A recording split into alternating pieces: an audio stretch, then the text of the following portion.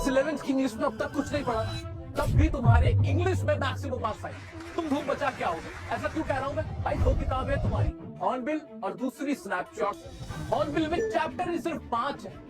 Syllabus ही तुम्हारा ऐसा है कि अगर एक रात पहले भी तुमने थोड़ा सा स्मार्ट के अपने आप को प्रिपेयर कर लिया तो तुम मैक्सिमम मार्क्स लेके आओगे। वेलकम बैक एवरीवन, तुम्हारा बड़ा भाई क्लास 11th में भी तुम्हारे लिए हाजिर हो चुका है, तुम्हें इंग्लिश की जबरदस्त रिवीजन कराने के लिए।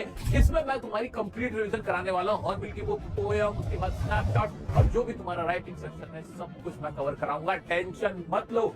आइए शुरू करते हैं आज की क्लास में हॉर्नबिल की वन शॉट रिवीजन। बस मुझे सुनते चले जाना।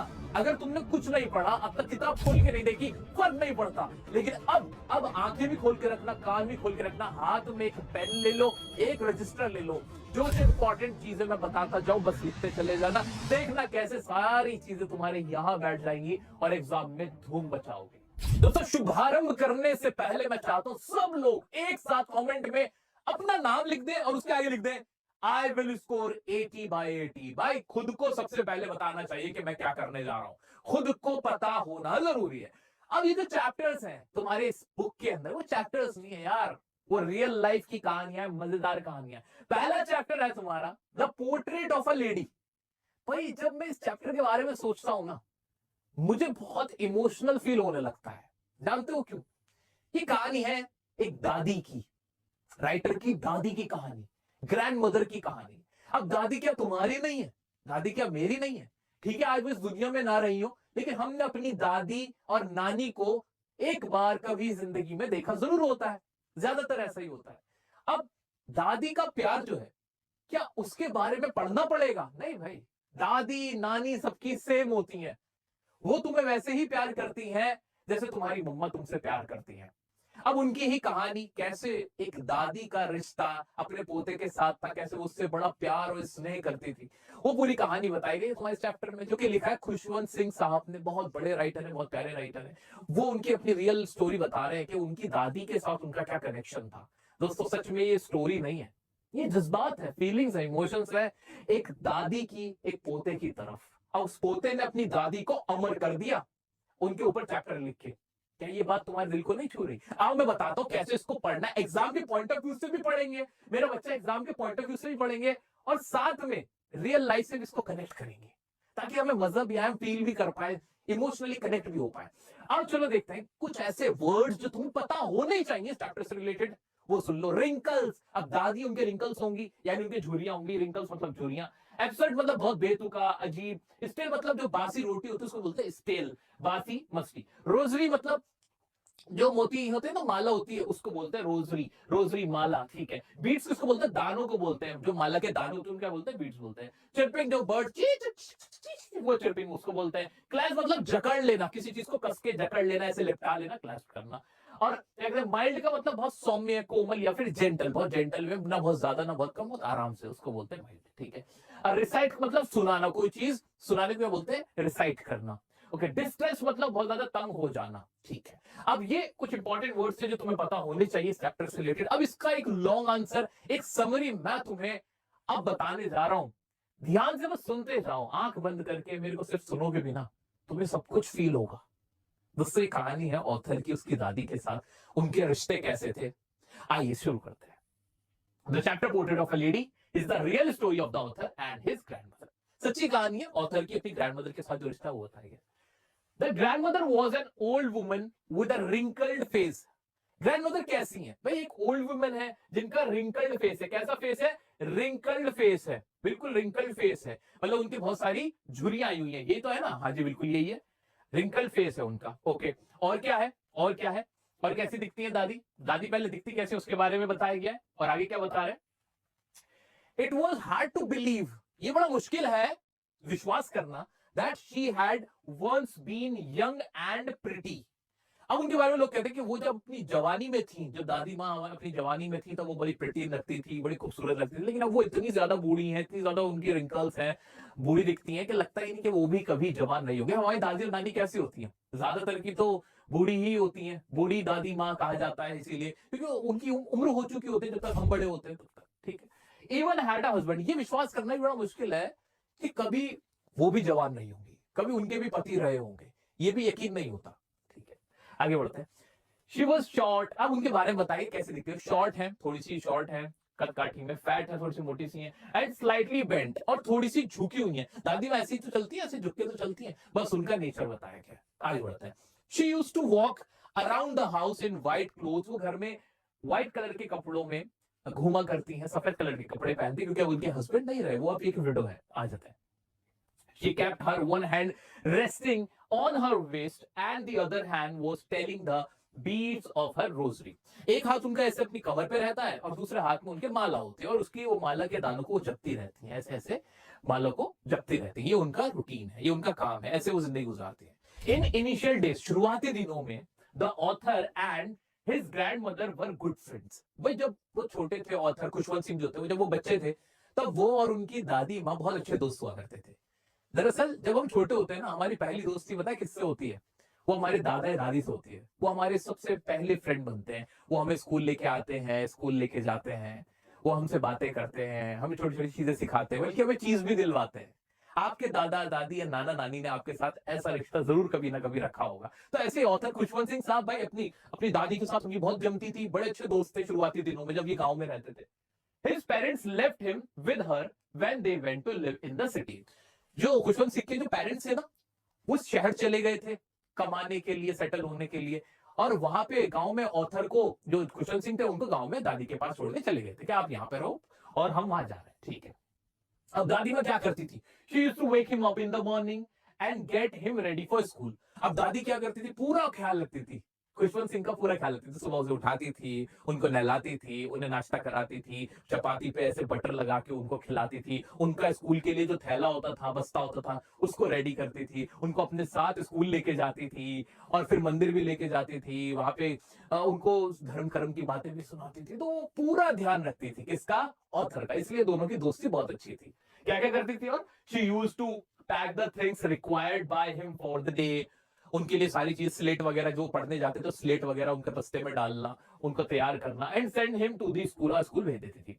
She was attached to the that was attached to the temple, और जो स्कूल जो था वो मंदिर के पास ही था, तो वहां पे उसको छोड़ने चली जाती थी। She had a routine of reading the scriptures, और उनका रोजाना का काम था भाई जो स्क्रिप्चर्स होते थे, धार्मिक ग्रंथ किताब पढ़ने के। यानी she was a very religious lady, बहुत रिलीजियस लेडी भी थी। The author along with other children sat on the veranda singing alphabets and morning prayers। जो ऑथर था और उसके जो दोस्त हुआ करते थे, तो क्या करते थे? बरामदे में बैठ जाते थे, अल्फाबेट्स, जो कि अल्फाबेट्स होते थे वो उनको गाते थे, और जो प्रेयर्स होती थी, जो भजन होते थे, उनको भी वो गाते थे। मतलब बहुत बच्चे थे, मासूम बच्चे थे, दादी माँ उन्हें सिखाती थी, कोई गाओ, खेलो, खाओ, कूदो, ये सब उनके साथ चलता था। चलो, बहुत प्यारा सा रिश्ता था। फिर क्या होता है? On their way back to the home, जब वापस वो घर आ रहे होते थे स्कूल और मंदिर से, she used to give the stale chapatis to the street dogs. लेकिन दादी माँ इतनी रिलीजियस थी कि खुद भी धर्म कर्म का काम करती थी, माला भी पढ़ती थी, स्क्रिप्चर्स भी पढ़ती थी, और भजन भी गाती थी। साथ में रास्ते में आते हुए ना जो जो कुत्ते होते थे, उनके लिए जो बासी रोटी होती थी वो भी उन्हें डालती हुई आती थी। इतनी प्यारी थी हमारी दादी माँ। आगे बढ़ता है। A turning point arrived in their relationship. एक टर्निंग पॉइंट आता है इनके रिलेशनशिप में। क्या है वो टर्निंग पॉइंट, मैं डिस्कस करूंगा। लेकिन एक बात बताओ, क्या अब तक ये कहानी पूरी समझ नहीं आई कि हाँ भाई ये पोर्ट्रेट ऑफ अ लेडी किसकी कहानी है? ऑथर है, एक ग्रैंड मदर है, उन दोनों के बीच का खूबसूरत सा रिश्ता है। ऑथर और ग्रैंड मदर क्या थे? बहुत अच्छे फ्रेंड्स थे। कैसे फ्रेंड्स थे? फ्रेंडशिप एक तरफ का रिश्ता नहीं होता है, फ्रेंडशिप में कुछ करना पड़ता है, दोनों तरफ से प्यार देना पड़ता है, एफर्ट्स मारने पड़ते हैं भाई, ऐसे ही फ्रेंडशिप नहीं हो जाती। दादी माँ पूरा ख्याल रखती थी ऑथर का। क्या क्या करती थी? उसको सुबह उठाती थी, उसका स्कूल बैग तैयार करती थी, उसको खाना खिलाती थी, स्कूल छोड़ने जाती थी, और आते हुए जो डॉग्स होते थे उनको खाना भी खाना दे के उनको भी जाती थी। तो दादी माँ बहुत अच्छी थी, वो ऑथर के लिए बहुत कुछ करती थी। ये सब हमने अभी इसमें देखा, राइट। आगे बढ़ जाते हैं। अब टर्निंग पॉइंट क्या आता है? टर्निंग पॉइंट ये आता है when his parents called them to live in the city. अब उसके जो पेरेंट्स थे वो सेटल हो गए थे घर में, शहर के अंदर, वहां घर ले लिया, तो उन्होंने शहर में सेटल हो गए थे। अब उन्होंने दादी माँ को और ऑथर को शहर बुला लिया। ओके, तो they called them to live in the city. Turning point क्या है मेरा बच्चा? एग्जाम के पॉइंट ऑफ व्यू से जल्दी बताओ। एक बार सब लोग कमेंट में लिखते चले जाओ, जो जो इंपॉर्टेंट बात तुम्हें लगता है कि तुम भूल ना जाओ, तो एक बार कमेंट में भी लिखते जाओ, रजिस्टर में भी लिखो, बार बार लिखो कि टर्निंग पॉइंट क्या आता है। ठीक है, आज अभी तक हमने दो इंपॉर्टेंट बातें पढ़ी है कि दादी माँ क्या क्या करती थी, ऑथर के लिए वो गुड फ्रेंड्स कैसे थे। तो वो सारी चीजें कि उसको सुबह उठाती थी, नहलाती थी, स्कूल ले जाती थी, नाश्ता कराती थी, बैग तैयार करती थी, ये सब कुछ देखा था। दूसरा क्या था, टर्निंग पॉइंट। टर्निंग पॉइंट क्या आता है? टर्निंग पॉइंट ये आता है कि जब वो शहर में चले जाते हैं, उनके पेरेंट्स उसको शहर में रहने के लिए बुला लेते हैं, दादी को और पोते को आ जाते हैं। The author used to go to the English school. अब वो एक इंग्लिश स्कूल में जाने लगा, इंग्लिश मीडियम स्कूल में पढ़ने लगे ऑथर जो थे हमारे। इन अ मोटर बस, वो मोटर बस में जाते थे, दादी उसके साथ नहीं जाती थी। There were no dogs in the streets, और रास्ते में कोई कुत्ते भी नहीं होते थे। She no longer accompanied him to the school.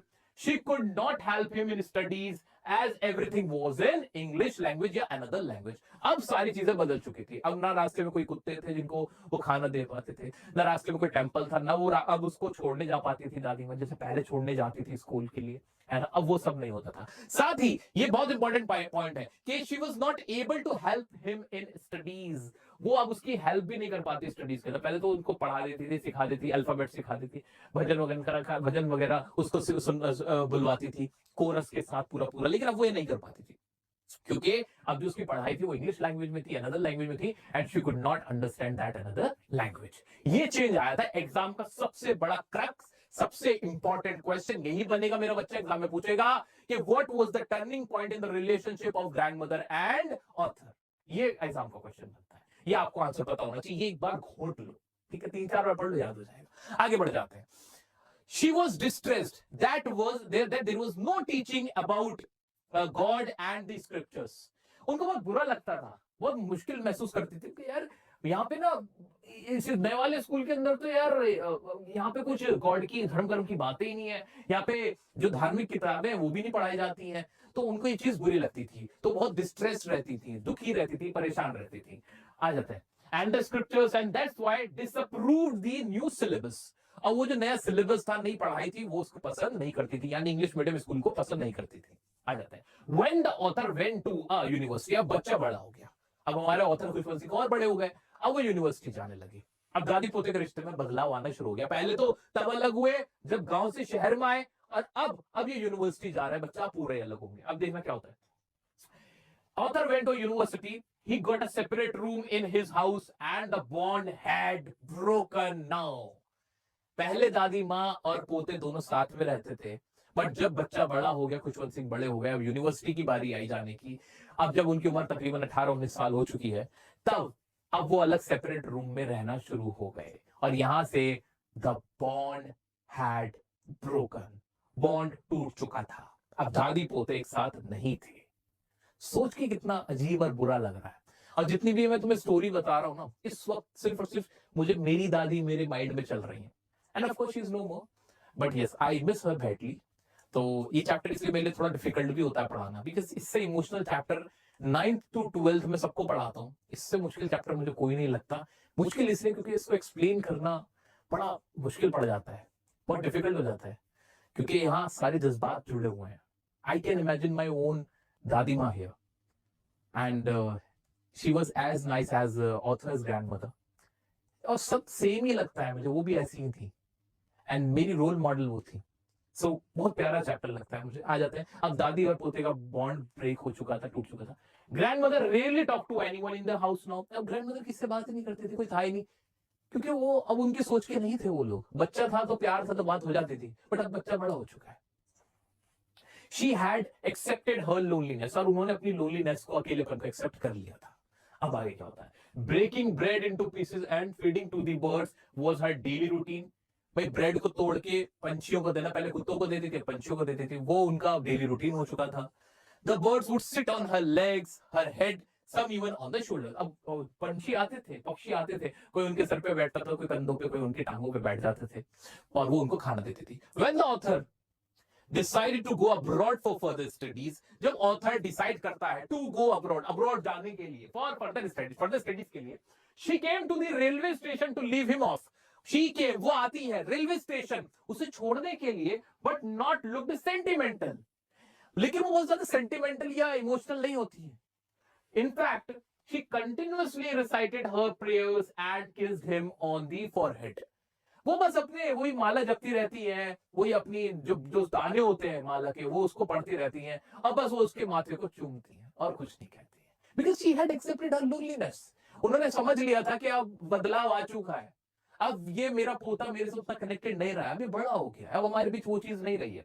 After 5 years, 5 साल बाद, when he came back home, जब ऑथर घर वापस आता है अब्रॉड से पढ़ने के बाद, his grandmother was there, उसकी ग्रैंडमदर वहां थी, कहां, टू वेलकम हिम बैक, उसका वेलकम करने के लिए। वो उससे मिलती है, अपने पोते को देखती है, 5 साल बाद देखती हैं, और उसको ऐसे गले से लगा लेती हैं और कुछ नहीं बोलती। उस वक्त भी वो अपनी माला ही जप रही होती है। अक्सर कहता है कि वो उसे अब भी वैसी ही लगती है जैसे पहले थी, यानी बहुत बूढ़ी। वो इतनी बूढ़ी हो चुकी थी कि अब इससे ज्यादा और बूढ़ी नहीं हो सकती थी, ऐसा होता है। तो उसके बाद क्या होता है, but the next morning she got ill. अब जब घर आ जाते हैं तो शाम को ना जो दादी माँ थी थोड़ा अलग बिहेव करती हैं।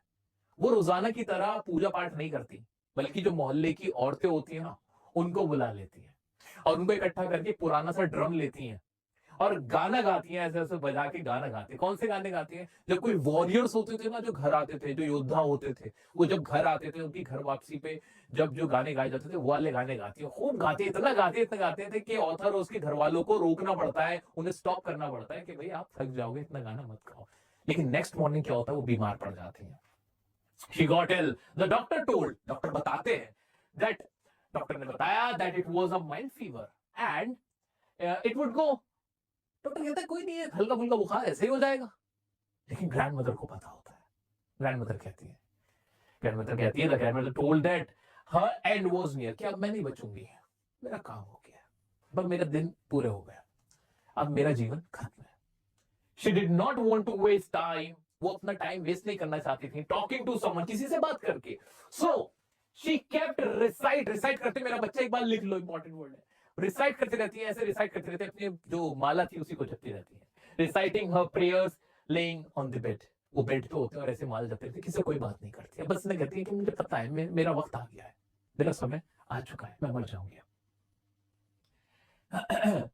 और फिर क्या होता है, फिर वो होता है जो नहीं होना चाहिए, the rosary fell down from her lifeless hand. ऐसे वो रोजरी जो माला होती है उसको ऐसे ऐसे दानों को पड़ रही होती है, एकदम अचानक से वो माला उनके हाथ से ऐसे नीचे गिर जाती है और दादी मां मर जाती है। अब शी डाइड, वो मर चुकी है, मर जाती है ऐसे ही, बिना कुछ कहे, बिना कुछ बोले। All the sparrows could be seen in the veranda. लोग तो मर जाते हैं, लेकिन उनके जो साथ रहने वाले लोग होते हैं वो तो उन्हें याद करते हैं, इंसान याद ना करे, लेकिन परिंदे तो करते हैं, जानवर तो करते हैं। वो जो चिड़िया जिनको वो खिलाती थी, पक्षी जो थे उनको खिलाती थी, वो आते हैं, देखते हैं कि दादी माँ की ऐसे लाश पड़ी हुई है, लाल कलर के कपड़े में, कफन है, कॉफिन है, पूरा कॉफिन नहीं कहना चाहिए, उनकी अर्थी है वहां पे रखी हुई, और अब उनको जलाने के लिए लेके जा रहे हैं।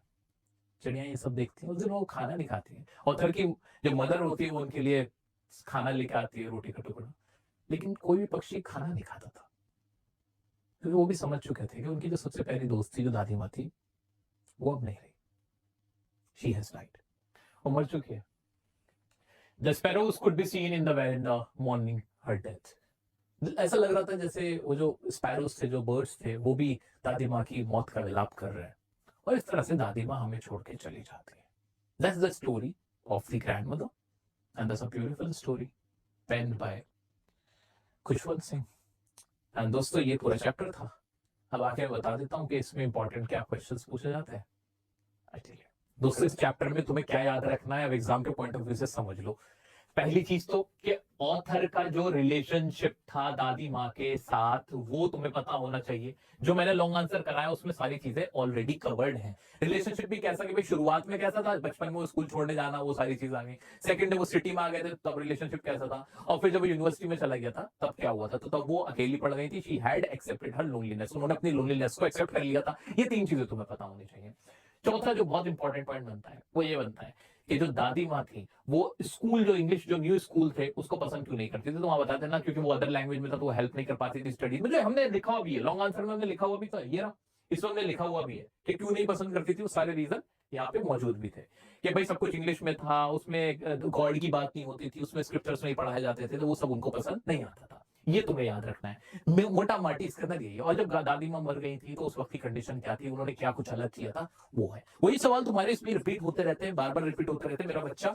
और अगर तुम्हें ये लॉन्ग आंसर याद रह गया तो तुम कोई भी आंसर बहुत इजीली इसी में एक दो लाइन कम बढ़ती करके आराम से लिख सकते हो मेरा बच्चा। और अगर तुम्हें आंसर लिखने में कहीं भी थोड़ी बहुत भी प्रॉब्लम आएगी ना, ये रही टॉनिक सीरीज, ये देख लेना, ये देख के चले जाना। तो पहला क्वेश्चन है, three reasons why the author's grandmother was disturbed when he started going to the city school. City school में क्या क्या तीन ऐसी वजह थी जिसकी वजह से वो बहुत ज्यादा डिस्टर्ब रहते थे, वही तुम्हें बताना है कि इंग्लिश मीडियम में था, हेल्प नहीं कर पाते थे, गॉड और स्क्रिप्टर की बात उसमें नहीं हुआ करती थी, ठीक है।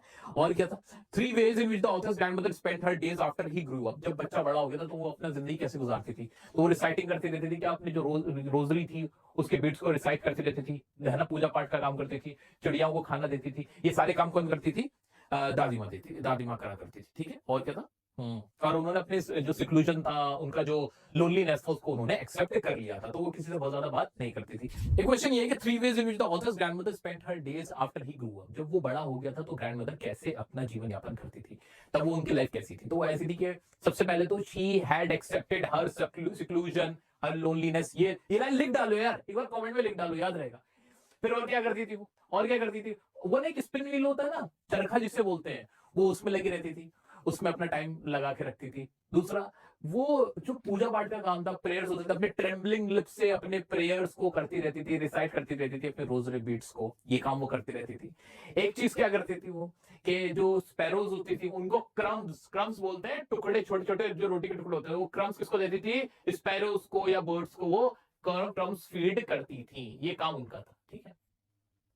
क्रम्स टू बर्ड, ठीक है, उनको फीड करती थी, तो ये उनका डेली रूटीन बन गया था, और इसी तरह से वो अपनी जिंदगी को गुजारती थी। एक क्वेश्चन है कि the odd way in which the author's grandmother behaved just before she died. जब वो मरने से पहले उन्होंने बिहेव क्या किया था कि शी कलेक्टेड या she arranged all the women together, उन जो नेबरहुड की जो वुमेन थी उनको बुलाया और फिर गाना गाना शुरू कर दिया था। जो वॉरियर कमबैक सॉन्ग्स थे वो उन्होंने गाने शुरू कर दिए थे, वॉरियर होमकमिंग जो सॉन्ग्स होते थे वो सब उन्होंने गाने शुरू कर दिए थे, रिलीजियस सॉन्ग्स और ये सब थे, ठीक है। The way in which the sparrows express their sorrow when the author's grandmother died. Sparrows ने कैसे मौन करना शुरू किया, उन्होंने कुछ खाया नहीं, जब ऑथर की मदर ने उनको खाना देने की कोशिश भी की, वो चारों तरफ बैठ गई थी वहां पे सिर्फ शांति से और मौन कर रही थी। मौन का मतलब क्या होता है, विलाप करना, मौन कर रही थी कि उनकी जो दादी माँ थी उनकी डेथ को, ठीक। दोस्तों मेन क्वेश्चन इसमें बनते हैं, मैंने आपको बता दिया कहां से क्वेश्चन आता है, यही मोरलेस आपको क्वेश्चन आएंगे, बस आपको इतना आर्ट आना चाहिए कि एक दो लाइन कंवर्टी करके लिखना है, और वो आप टॉनिक सीरीज वाली वीडियो से देख के सीख जाओगे। ये दो तीन बार इसी लॉन्ग आंसर को एक बार पढ़ते रहना, आपको पता चल जाएगा। एक कुछ और मैंने इंपॉर्टेंट पॉइंट्स लिखे हुए हैं। क्वेश्चन ये आ सकता है जो ग्रैंड मदर थी वो बच्चे को स्टार्टिंग में कैसे कैसे उसको हेल्प करती थी उसकी लाइफ में, तो क्या क्या कनेक्शन था, तो उसको वेक him up and get ready, उसको तैयार करती थी, बात करती थी, उसको ड्रेस करती थी, उनके कपड़े पहनाती थी, गॉट हिज बैग रेडी, वो उसके बैग को रेडी करती थी, प्रिपेयर करती थी उसके लिए ब्रेकफास्ट, उसको खाना खिलाती थी, ये सब करती थी। एक और चीज जो मरने से पहले उनकी जो हालत थी उसके लिए कुछ इंपॉर्टेंट लाइन्स को याद रखना। शी स्टॉप द प्रेइंग, उन्होंने जो प्रे करना बंद कर दिया था, प्रे नहीं कर रही थी। Collected the women of neighbourhood, got an old drum to sing religious songs, या फिर जो वॉरियर के होम कमिंग सॉन्ग्स थे वो उन्होंने वहां पे प्ले करने शुरू कर दिए थे। तो ये दो तीन लाइन तुम्हें याद रख लेनी है, ठीक है, कोई टेंशन लेना मत। तुम्हारे फाइनल एग्जाम से पहले भी तुम्हारा भाई लाइव आएगा, जब भी एग्जाम हो कमेंट करके ये कमेंट में भर देना मुझे। बढ़ते हमारे नेक्स्ट चैप्टर की तरफ। We are not afraid to die if we can all be together. Chapter number 2 है we are not afraid to die if we all can be together. हमें मौत का डर नहीं है अगर हम सब एक साथ हो सकते हैं। वही बात तो जो मैं और तुम एक दूसरे से कहते हैं, क्या हमें एग्जाम का डर नहीं है अगर हम दोनों एक साथ हो सकते हैं। दोस्तों जी बहुत प्यारा सा चैप्टर है, मजेदार सा चैप्टर है। किसके बारे में चैप्टर, गॉर्डन कुक नाम के एक अमेरिकी व्यक्ति हैं, बिजनेसमैन है, 37 साल इनकी उम्र है। इनकी वाइफ है, देखो दिल बना रखा, मैरी इसका नाम है। इनका एक बेटा है जिसका नाम जॉनथन है, जो कि 6 साल का है, जॉन। और सुजैन 7 साल की इनकी एक गुड़िया है। प्यारा सा परिवार है, लेकिन अचानक से आदमी को चुल उठती है क्या कि भाई मुझे ना समुद्र की यात्रा करनी है, पूरी दुनिया का चक्कर लगाऊंगा, जो कि 200 साल पुराना कैप्टन जेम्स कुक का रिकॉर्ड है, उसकी बराबरी करूंगा, मैं भी वैसा ही काम करूंगा। कोई बात नहीं, निकल जाते हैं। इसके लिए क्या करते हैं, एक वेव वॉकर नाम का जहाज खरीदते हैं, बनाते हैं, पूरा जहाज अरेंज कर लेते हैं। वेव वॉकर इसका नाम रखते हैं, जो कि 30 टन भारी और 23 मीटर ऊंचा है। अब इसके बाद क्या होता है वो मैं आपको बताता हूं। भाई मैंने इसके लिए ना तुम्हारे लिए एक सेपरेट वीडियो बनाया हुआ है। भाई वो वीडियो देखोगे तुम्हें लगेगा तुम कोई मूवी देख रहे हो। दिखाओ तुम्हें, दिखाओ, अरे ना मजा आ जाए, तुम भी कहोगे यार मेरे बड़े भाई क्या काम किया है तुमने। भाई मजा आ जाने वाला है। ये रही वीडियो, ये रही। यार लग रहा है ना एकदम मूवी का सीन, कोई मूवी ट्रेलर देखो तुम, थंबनेल देखो तुम। ठीक है, ये वीडियो मैंने तुम लोगों के लिए बनाया हुआ है। ये देखो देखो शुरू हो गया वीडियो। हाँ जी, ये रहा, ये रहे कैप्टन गॉर्डन को। तो ये वीडियो ना तुम तो देख सकते हो, मैंने सेपरेट बना रखा है, बहुत बड़ा वीडियो, प्यारा वीडियो। ये रहा, ये देखो, मजा आ जाएगा तुम्हें, दिल खुश हो जाएगा तुम्हारा। ये वीडियो ऐसा बनाया हुआ है, सब कुछ दिखा रखा है। ठीक है, ये देख लेना, तुम देख सकते हो। आ जाते हैं आगे वापस से। हाँ जी, वापस से आ जाते हैं। अब क्या होता है, आओ मैं तुम्हें इसका पूरा लॉन्ग आंसर समझा देता हूँ। तारीख है जुलाई 1976, 1976 की बात है। The narrator and his wife plan a voyage. Voyage important word है, voyage बोलते हैं समुद्री यात्रा को। वो एक समुद्री यात्रा around the world along with their 2 children and crewmen। वो एक समुद्री यात्रा प्लान करते हैं। समुद्री यात्रा के पूरे समुद्र का चक्कर लगाएंगे, दुनिया चक्कर लगाएंगे। उसके लिए ना 2 क्रूमैन भी हायर करते हैं, असिस्टेंट, सपोर्टर समझ लो, असिस्टेंट समझ लो। कौन कौन? लैरी विजिल और हर्ब सीगलर, ये 2 लोग और होते हैं। ये सारे कितने हो गए टोटल? 6 लोग हो गए। 6 लोग ये यात्रा करना शुरू करते हैं। अब होता है क्या भाई, स्टार्टिंग में क्या होता है, they get a ship named Wave Walker। Wave Walker सब कुछ एक बार कमेंट में लिखते जाओ भाई। वो एक शिप लेके आते हैं, कौन सा, जिसका नाम क्या होता है? Wave walker. वेव वॉकर वो अपना एक बनाते हैं और उससे यात्रा करनी शुरू करते हैं। They started their journey from Plymouth, England। England से उन्होंने अपनी यात्रा शुरू की। The initial part of the journey covering approximately 1,05,000 kilometers to Cape Town went smoothly। जो शुरुआती यात्रा थी 1,05,000 किलोमीटर की कैप टाउन तक, यानी साउथ अफ्रीका तक, वो तो बढ़िया से हो गई थी, आसानी से हो गई। ऑन देयर सेकंड ट्रिप, लेकिन जब उन्होंने दूसरा ट्रिप शुरू किया, दे एनकाउंटर्ड स्ट्रॉन्ग गेल्स। गेल्स होती है एक तरह की हवा, बहुत तेज आंधी, इस तरह की। उनको उसका सामना करना पड़ा। The size of the waves was up to 15 metre. और जो वेव्स थी, जो लहरें थी, 15 मीटर तक ऊंची पहुंच रही थी। अब उनको सामना करना पड़ता है तेज आंधी का, तूफान का। आगे क्या होता है? ऑन December 25, अब तारीख बहुत इंपॉर्टेंट है, इसके लॉन्ग आंसर को याद करने के लिए वो तारीख याद करना कि भाई शुरू कब की थी? जुलाई 1976 में। अब कहां गए? दिसंबर में आ गए। दिसंबर 2025 को क्या होता है? 2025 कह रहा हूं 25 तारीख को क्या होता है? क्रिसमस पे। They reached 35,000 kilometre east of Cape Town and celebrated Christmas together. Way 35,000 kilometre और आगे बढ़े और क्रिसमस सेलिब्रेट किया बढ़िया से, कोई दिक्कत नहीं। ऑन January 2, असली कहानी यहां से शुरू होती है। द वेव्स गेट जाइजेंटिक या गाइगेंटिक, इसको पढ़ सकते हैं दोनों, ठीक है। जो वेव्स होती है बहुत विशाल हो जाती है, बहुत बड़ी हो जाती है। They try to slow the ship down by dropping the storm jib and lash a heavy mooring rope in a loop. अब क्या करते हैं, ये जो जहाज होता है उसके अंदर वो पतंग जैसी नहीं बनी हुई होती, ये जो है इसे बोलते हैं जिब। ये रही, ये इसे बोलते हैं जिब। ये इसको थोड़ा लूज करते हैं, रस्सी से लूप बनाते हैं किसी तरह से हवा को कंट्रोल करने के लिए। लेकिन आंधी जो तेज तेज लहरें होती है वो कंट्रोल में इतनी आसानी से कहां आने वाली होती है।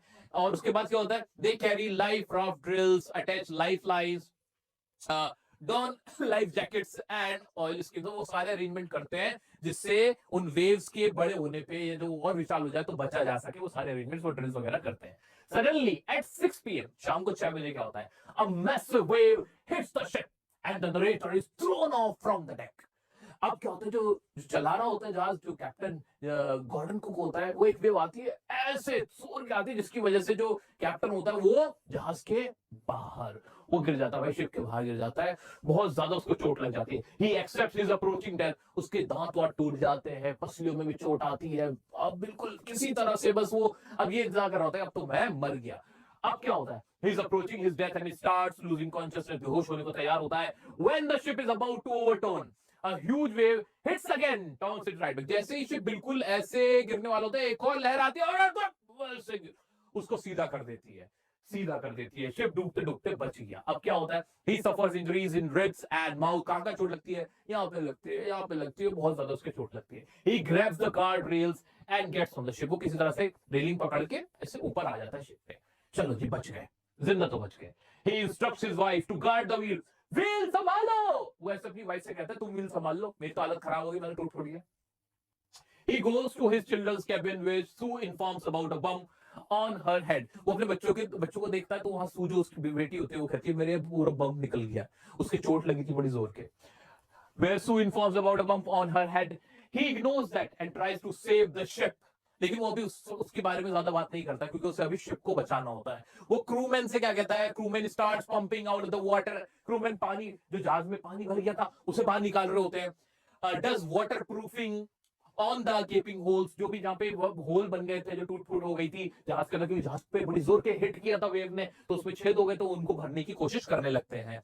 हैंड पंप गेट्स ब्लॉक्ड, जो हैंड पंप था वो जो पानी निकालने का था वो सब ब्लॉक हो चुके होते हैं। Electric pump gets short circuited, और इलेक्ट्रिक पंप था उसमें शॉर्ट सर्किट हो गया था। Find the spare electric pump, और एक पुराना बचा हुआ एक इलेक्ट्रिक पंप उसे मिलता है, and connects it to drain the water, और उन्होंने कनेक्ट करते हैं और पानी को बाहर निकालने की कोशिश करने लग जाते हैं। एग्जाम में क्वेश्चन आएगा मेरा बच्चा कि जब वेव वॉकर को वेव ने हिट किया था उस टाइम पे उन्होंने क्या क्या अरेंजमेंट्स किए थे खुद को बचाने के लिए, तो उन्होंने ये सारे काम किए थे। 3-4 लाइंस पूरी उठ के आ जाएंगी मेरा बच्चा, लिख सकते हो बिल्कुल डिट्टो, 2-3 बार दोहरा दो याद हो जाएगा। ठीक है, क्या क्या किया था उन्होंने, क्या क्या किया था उन्होंने, क्रू मैन ने क्या करना शुरू किया था, पंपिंग आउट द वाटर कर रहे थे, वाटर प्रूफिंग कर दिया था जो भी होल थे उसके अंदर, इलेक्ट्रिक पंप शॉर्ट सर्किट हो गया था, उन्होंने जो स्पेयर पंप था उसको कनेक्ट किया था वाटर को ड्रेन करने के लिए।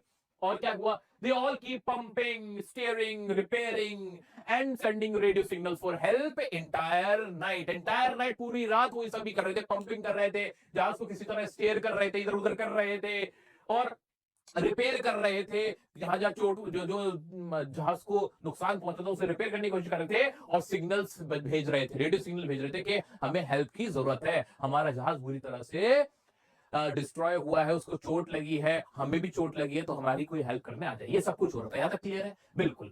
ये सब कब हो रहा था? जनवरी 2 के बाद ये सारी कहानी उनकी शुरू हुई थी। चलो अब आगे क्या होता है, ठीक है आगे क्या होता है, हाँ जी। Sue has got swollen black eyes, अब जो सू बेटी थी उसकी दोनों आंखें पूरी काली हो गई थी क्योंकि उसको चोट लगी थी सर में। Showed a cut in her arm, वो अपने आर्म का कट भी दिखा दी कि उसके ऐसे से चोट लगी, कट लगा है पूरा। आफ्टर 15 आवर्स, इसी सब के बाद 15 घंटे बीत जाते, the situation gets under control, और सिचुएशन थोड़ी कंट्रोल में आ जाती है। The ship is in bad condition, भाई शिप की तो हालत खराब थी, बहुत ज्यादा उसको नुकसान पहुंचा था। So they decide to reach nearest island, उन्होंने सोचा कि जो समुद्र के बीच की जो जगह होती है, जहां एक जगह आ जाती है उसको आइलैंड बोलते हैं ना, समुद्र के बीच में घिरी हुई कोई जगह को आइलैंड बोलते हैं। तो उन्होंने एक ऐसे किसी आइलैंड पे जाने की कोशिश करी जो सबसे पास में उनको हो, जो कि एक ईल, एक एम्स्टर्डम, एक फ्रेंच साइंटिफिक बेस था जो वहां से काफी पास में था, उन्होंने वहां जाने की कोशिश की। ऑन जनवरी 4, भाई 4 जनवरी को क्या हुआ, they eat their first meal, some corn beef and crackers, भाई बहुत दिनों बाद उन्होंने अपना पहला खाना खाया, और वो क्या खाया उन्होंने, सम कॉर्न बीफ, बीफ मांस को ही बोलते हैं, एंड क्रैकर्स, और कुछ क्रैकर्स खाए। ठीक है भाई, ये उन्होंने पहला मील लिया अपना 4 जनवरी के दिन। But soon black clouds gather and weather gets deteriorated, लेकिन दोबारा से काले बादल छा गए और वो जो मौसम था वो खराब हो गया। डिटेरियोरेटेड मतलब खराब हो जाना। He asked Larry to steer the course to 185 degrees at डोजडॉफ, अब जो कैप्टन गॉर्डन कुक थे उन्होंने, जो गैरी जो उनका सपोर्टर था, जो उनका क्रूमैन था, उसको बोला, लेरी इनफैक्ट, कि भाई ये इसको ना 185 डिग्री तरह ऐसे मोड़ दो, कह के वो उनकी आंख लग गई, वो नींद आ गई उनको। His son came and informed him that they have reached the island and called him best daddy and best captain. और कुछ देर बाद उनका बेटा उनके पास आता है और कहता है, पापा एक बात बताओ डैडी, आप इस दुनिया के बेस्ट डैडी हो और बेस्ट कैप्टन हो, क्योंकि वो आइलैंड पे पहुंच चुके थे। अब सवाल ये खड़ा होता है कि कैसे उन्होंने इतने मुश्किल समय में भी अपनी और अपने परिवार की जान बचाई, अपने लोगों की जान बचाई, ये मेन क्वेश्चन बनता है। अब तुम्हें करना क्या है, एक बार दोबारा से याद दिला दूं क्या क्या था इसके अंदर। भाई इसमें ना तुम्हें डेट्स याद रखनी है, जिसको डेट्स याद हो गई ना उसको ये चैप्टर अपने आप याद हो जाएगा। भाई जनवरी 2 को क्या हुआ था, शिप पलट गया था, है ना, चोट लगी थी, दांत वाट टूट गए थे। जनवरी 4 को क्या हुआ, फाइनली खाना खाया, फिर वो पूरा खराब हो गया था शिप, सारी चीजें हो गई थी। उसके बाद 4 जनवरी को उन्होंने पहला खाना खाया था। अब 5 जनवरी को वेदर फिर से खराब हो गया था, 6 जनवरी को आइलैंड पे पहुंच गए थे। ये डेट्स तुम्हें याद रखनी है। और क्या है, पॉइंट्स टू रिमेंबर, दोबारा से बहुत शॉर्ट में इसको एक बार कंपाइल करते हैं। इन जुलाई 1976 दे प्लान अ वोयज, समुद्री यात्रा प्लान करी। 25 दिसंबर को रफ वेदर हुआ, सेलिब्रेट किया उन्होंने लेकिन क्रिसमस। जनवरी 2 को स्टॉर्म पहली बार आया, वेव ने शिप को हिट कर दिया था। दे गेट इंजर्ड, स्ट्रगल, सबकी चोट लग गई थी, उन्होंने स्ट्रगल किया था। जनवरी 4 को सिचुएशन अंडर कंट्रोल आई थी, उसके लिए उन्होंने बहुत एफर्ट करे थे, वो एक अलग बात है।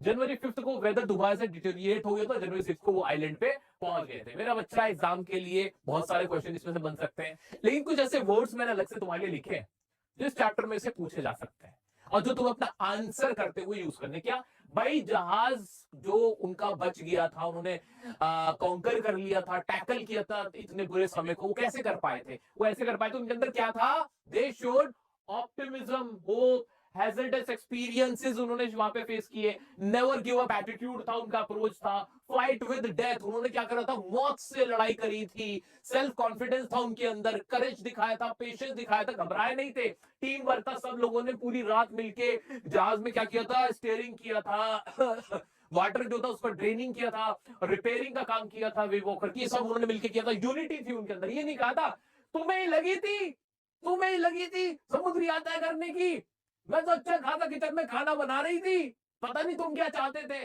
तुम ही मेरे को चढ़ा के लेके आ गए थे, अब देखो क्या हाल हो गया, ऐसे नहीं करा था उन्होंने, मियां बीवी आपस में भिड़े नहीं थे, ठीक है, हम तो आपस में लड़ बैठते, तेरी वजह से हुआ था, तेरी वजह से आज मेरी कहा, ऐसे लड़ने लगते हैं, ये सब नहीं कहता उन्होंने, ठीक है। तो दोस्तों ये सारे वर्ड्स तुम्हारे बहुत काम आएंगे, इन्हें अभी कमेंट में लिख डालो, इस चैप्टर के लिए सबसे इंपॉर्टेंट वर्ड्स यही है, ठीक है दोस्तों। अब क्वेश्चन कुछ तुम्हारी किताब के और जो बनते हैं वो मैं तुम्हें करा देता हूँ दोस्तों। इसमें क्वेश्चन बनता है कि list the step taken by the captain to protect the ship when the rough weather begin, जब रफ वेदर आना शुरू हुआ तो कैप्टन ने क्या क्या किया था भाई, उसने क्या किया था, जिब की मदद से, वो जो जिब थे वो मैंने बताया था पतंग जैसे होते हैं, उसकी मदद से जो जो बोट थी, जो उनका शिप था, उसको क्या कर दिया था, स्लो डाउन किया था, पंपिंग का काम शुरू कर दिया था, जो पानी आ रहा था उसको पंप करके बाहर निकालने की कोशिश करने लगे थे, लाइफ जैकेट पहन ली थी, सारे जितने भी स्टेप हम उसने लिए थे वो हमने पढ़ा हुआ, लॉन्ग आंसर में है, वही लाइन 2-3 लाइन तुम्हें लिखनी होती है, ठीक है। एक और क्वेश्चन है जो कि इंपॉर्टेंट है, describe the mental condition of the voyagers on 4th and 5th January, 4 और 5 में जब जब को उनकी मेंटल कंडीशन क्या थी भाई, बहुत बुरी मेंटल कंडीशन थी, क्यों मेंटल कंडीशन बुरी क्यों थी, क्यों भाई 36 घंटे से वो पानी बाहर निकाल रहे थे बिना खाए पिए, क्रिटिकल थी उनकी मेंटल कंडीशन, कैसी थी, क्रिटिकल थी, और कर क्या रहे थे वो भाई, 36 घंटे से पानी निकाल रहे थे और उसके बावजूद भी कुछ ही सेंटीमीटर पानी निकल पाया था, और पानी पूरा नहीं निकला था, इसलिए बहुत ज्यादा परेशान थे, उन्होंने अपना फर्स्ट मील लिया था 36 घंटे, 2 दिन के अंदर, 2 दिन हो गए लगभग, 2 दिन के अंदर पहला उन्होंने अपना खाना खाया था, और उसके बाद भी फिर मौसम खराब होने लगा था, तो ये सारी बातें इसके अंदर हम लिख सकते हैं आसानी से, कोई दिक्कत नहीं हुई आपको, ठीक है। और बार बार इसमें जो मेनली क्वेश्चन आपसे पूछा जाता है वही अलग से पूछा जाता है कि कैसे ऑप्टिमिज्म हेल्प करता है किसी भी प्रॉब्लम को टैकल करने में, कैसे सेल्फ कॉन्फिडेंस हेल्प करता है किसी भी प्रॉब्लम को टैकल करने में, या कौन सी वो चीजें हैं, what are the things you need to have to tackle a problem, या what are the qualities of captain Gordon को, कैप्टन गॉर्डन की कौन सी क्वालिटीज थी which helped him to save his life and his family life, जितने भी लोग थे उनकी लाइफ उन्हें बचाने के लिए जो मदद करी थी, वो सारे मैंने पहले आपको लिखवा रखे हैं कि उनके अंदर सेल्फ कॉन्फिडेंस था, यूनिटी थी, उन्होंने फाइट विद डेथ वाला अप्रोच था, उन्होंने मौत से लड़ाई लड़ी थी, ये सब कुछ इसके अंदर आएगा। मेनली इसमें जो चांसेस है क्वेश्चन बनने के वो ये ज्यादा है, कैसे ऑप्टिमिज्म और नेवर से डाई एटीट्यूड और अप्रोच तुम्हारी मदद करता है, कैसे हेल्प करता है किसी भी प्रॉब्लम से बाहर आने के लिए, इसमें मेनली आपको ये वाले क्वेश्चन देखने को ज्यादा मिल सकते हैं, तो इसके लिए प्रिपेयर होकर जाना, कोई तुम्हें दिक्कत आएगी नहीं। लॉन्ग आंसर जो है वो बड़ा इंपॉर्टेंट है मेरा बच्चा, ये तुम्हें 3-4 बार रिवाइज कर लेना, तुम्हें याद रह जाएगा। अब कोई भी डाउट आता है तो मुझसे इंस्टाग्राम पे कनेक्ट होके रखना, एग्जाम तक कनेक्ट रहना, ताकि कुछ भी अगर मैं अपडेट दूं तो वो तुम्हें यहाँ मिलती रहे। बढ़ते हमारे नेक्स्ट चैप्टर की तरफ, चैप्टर नंबर 3। दोस्तों नेक्स्ट चैप्टर नहीं है, अल्टीमेट सिनेमा है, सिनेमा। चैप्टर का नाम है discovering truth, the saga continues. लग रहा है ना जैसे किसी फिल्म का टाइटल, भाई ये पूरी फिल्म ही है। आज से हजारों साल पहले इजिप्ट के अंदर जब कोई राजा मर जाता था तो उसको ऐसे ही दफनाते नहीं थे, बल्कि उसकी मम्मी बनाई जाती थी। मम्मी बनाने का भी तरीका होता है कि जो बड़े बड़े ऑर्गन्स होते हैं, दिमाग निकाल देते हैं, दिल निकाल के, कुछ ऑर्गन्स निकाल के उसमें कुछ लेप वेप डाल के पूरा, ताकि वो सड़े ना, वो डिकम्पोज ना हो बॉडी जल्दी से, उसका पूरा ख्याल रखा जाता है। फिर पट्टियां लपेट के ऐसे ऐसे सारी चीजें मसाले वसाले लगा के उसको एक कॉफिन में रखा जाता था, साथ में उसके जो भी रोजाना खाने पीने की चीजें होती थी, बर्तन होते थे, खजाना होता था, यहाँ तक कि वाइन, कपड़े, ये सब भी उसमें डाल दिए जाते थे। उसके अलावा जो सैनिक होते थे ना, जिंदा सैनिकों को भी उसके साथ लगा देते थे, उनके साथ ही दफनाते थे। उन्हें लगता था कि भाई मरने के बाद भी एक लाइफ होती है, there is an afterlife, जिसके लिए इन सब चीजों की जरूरत पड़ेगी। तो ये पूरा प्रोसेस होता था। एक पिरामिड होते थे ना, जो मिस्र के पिरामिड तुमने सुना भी होगा, उन पिरामिड में ऐसी ही मम्मियां हैं, ऐसी बहुत सारी मम्मियां हैं, जिनमें एक मम्मी है तूतनखामुन की। तूतनखामुन के श्राप से कभी कोई नहीं बच पाता। कहते हैं जिसने भी तूतनखामुन के खजाने की तरफ देखा वो बच नहीं पाया है। अब ऐसे ही कर्स है, ऐसी कहावतें हैं, लोग कहते हैं कि भाई तूतनखामुन की मम्मी का एक श्राप है जिससे लोग बीमार पड़ जाते हैं, मर जाते हैं। अब तूतनखामुन की जो मम्मी थी उसकी खोज की हावर्ड कार्टर ने आज से 100 साल पहले तकरीबन, यानी 1922 के अंदर हावर्ड कार्टर नाम के एक व्यक्ति ने उस मम्मी को खोज के निकाल लिया और फिर जानने की कोशिश करी कि भाई क्या हुआ है, कैसे मरा होगा, क्या हुआ होगा, ये सारी चीजें उन्होंने करने की कोशिश करी, मम्मी को निकाला, उसके हाथ पैर भी तोड़ दिए, निकालने के चक्कर में उसको नुकसान भी पहुंचाया। तो कुछ लोगों का भी मानना ये है कि तूतनखामुन की मम्मी के साथ ये हरकत की गई थी। इस वजह से उनका एक फ्रेंड था जो टीम मेंबर था, उसको एक मच्छर ने काटा था, वो वहीं मर गया था। वो तभी मर गया था, हाँ, मच्छर ने काटा था, मर गया था। और इनको भी एक कैंसर हो गया था। वो अलग बात है, कुछ टाइम बाद 1939 के आसपास इनकी मौत हुई थी। तो इनको कैंसर से मौत हुई थी, लेकिन इन्होंने हमेशा ये कहा कि नहीं नहीं, कोई कर्स नहीं है। लेकिन सच्चाई तो कुछ और ही कहती है दोस्त। मैंने तुम्हारे लिए क्या किया है इस अल्टीमेट सिनेमैटिक चैप्टर के लिए? मैंने तुम्हें पूरा यार सिनेमा ही बना दिया यार। तुम भी क्या याद रखोगे? ये लो, ये देखो, मैंने वीडियो बना रखी है तुम्हारे लिए इस चैप्टर की। ये देखो जरा, एक बार नजर मारो। इसके बारे में बताया जाता है कि वो बचपन में ही राजा बन गया था और 9 साल बाद उसकी मृत्यु हुई। पूरे मजे लेना, तुम चाहो तो ये चैप्टर देख सकते हो एकदम मजे में, कोई टेंशन लेने वाली बात ही नहीं है। तुम इस चैप्टर को आराम से देख सकते हो, ठीक है? मैंने तुम्हारे लिए बना रखा है। अब एग्जाम के पॉइंट ऑफ व्यू से मैं तुम्हें कुछ चैप्टर को सब करके बता देता हूँ। बैकग्राउंड मैंने समझा दिया, कोई डाउट तुम्हें बचा नहीं होगा। तो हावर्ड कार्टर ने कैसे जो मम्मी थी उसको खोजा था, उसके साथ फिर क्या किया था, और फिर बाद में क्या हुआ था, सारी चीजें इस चैप्टर में हम पढ़ने वाले हैं। आओ चलो शुरू कर देते हैं। मैंने तुम्हारे लिए एक शानदार सा लॉन्ग आंसर लिखा हुआ है, इसको 2-3 बार दोहरा लोगे काम हो जाएगा। सारे क्वेश्चन के आंसर इसमें कहीं ना कहीं छुपे हुए हैं। आओ देखते हैं पहले। The story is about Tutankhamun, who was the last heir बोलते उत्तराधिकारी of the powerful pharaoh dynasty in Egypt. उत्तराधिकारी का मतलब क्या? राजा के बाद कौन राजा बनेगा, तो उसी को क्या बोलेंगे? उत्तराधिकारी। ये कौन उसकी जगह लेगा। अब ये किसकी कहानी? तूतनखामुन की कहानी, जो कि आखिरी उत्तराधिकारी था, जो कि फेरो डायनेस्टी थी। वहां के राजों को फेरो या फिरौन कहते थे, ठीक है?